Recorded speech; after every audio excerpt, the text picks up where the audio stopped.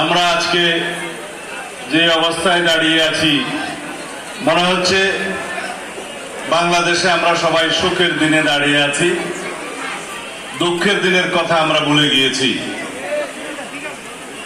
আমরা ভুলে গিয়েছি আয়নাঘরের কথা, আমরা ভুলে গিয়েছি আওয়ামী লীগের নির্যাতন নিপীড়ন, দীর্ঘ ফ্যাসিবাদী শাসনের অত্যাচারের কথা। আমরা এখন পরস্পরের বিরুদ্ধে লড়ছি।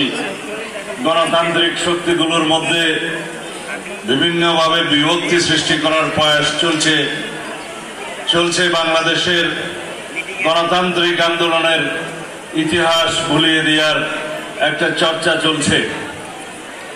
এটি আরেকটি ষড়যন্ত্র। আমরা দেখতে পাই বাংলাদেশের জনগণ নির্বাচনের পক্ষে কথা বললে একটি পক্ষ নির্বাচন ছাড়াই ক্ষমতায় থাকার খায়েশ প্রকাশ করে বিভিন্ন সোশ্যাল মিডিয়ায়। আজকাল কথা বলার স্বাধীনতা এস্টাবলিশ হয়েছে। আমরা বাক ব্যক্তির স্বাধীনতা প্রতিষ্ঠা করেছি। আমরা ফ্রিডম অফ প্রেস এবং রাইট টু স্পিচ আমরা প্রতিষ্ঠা করেছি। সুতরাং সবাই যে যার মতো কথা বলছে, কোন রকমের জবাবদিহিতা নাই।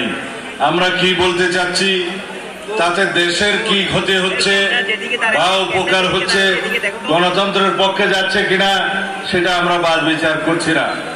আমরা পরস্পরের মধ্যে আপোষে লড়াই শুরু করেছি। এটা কোনোভাবেই ভালো লক্ষণ নয়। ওয়ালটন এখন দেশের সীমানা পেরিয়ে পৌঁছে গিয়েছে 50টিরও বেশি দেশে। ওয়ালটন, ঘরে ঘরে বিশ্বজুড়ে।